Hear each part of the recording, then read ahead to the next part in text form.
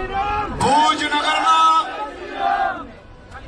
સૌ નાગરિકનો હું ખૂબ આભારી છું. સલંગ 2 કલાકથી આખો રસ્તો ભારતીય જનતા પાર્ટીને આશીર્વાદ આપતો જનસેલાબ એ આજે કચ્છમાં સૌને નજરે પડ્યો છે. તે બદલ બી હું આપ સૌ લોકોને ખૂબ અભિનંદન આપું.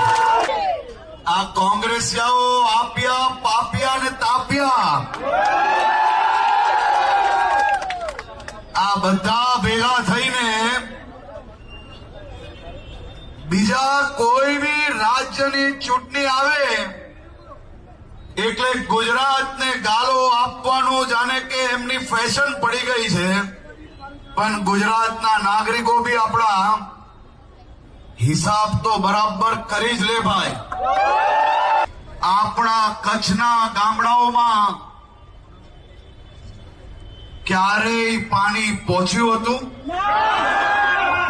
આપણા કચ્છના ગામડાઓમાં વીજળી પહોંચી હતી? આપના કચ્છના ગામડાઓને શહેરો જોડે જોડતો રસ્તો ક્યારે આ કોંગ્રેસીઓએ બનાવ્યો હતો?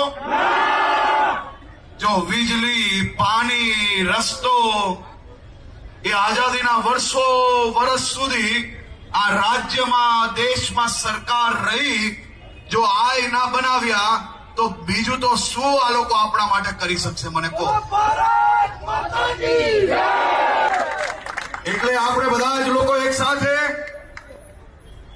પોતાના વિસ્તારમાં, આ વિસ્તારના હિતમાં, આ જિલ્લાના હિતમાં, આપણા રાજ્યના હિતમાં આપણી સૌની ભારતીય જનતા પાર્ટીનું કમલ ખીલાવીને દરેક ગામોમાં વિકાસની ગતિને હજી વધુ ઝડપથી પહોંચાડી શકીએ તે માટે આશીર્વાદ લેવા તમારી પાસે આવ્યો હતો.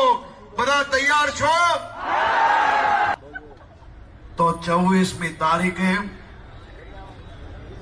ગામે ગામ ને પોલે પોલ કમલ કમલ કમલ અને કચ્છ જિલ્લાના નાગરિકો અને ભારતીય જનતા પાર્ટી સાથે મળીને 28મી તારીખે એક નવો ઇતિહાસ લખવા માટે આગળ વધી રહ્યો છે.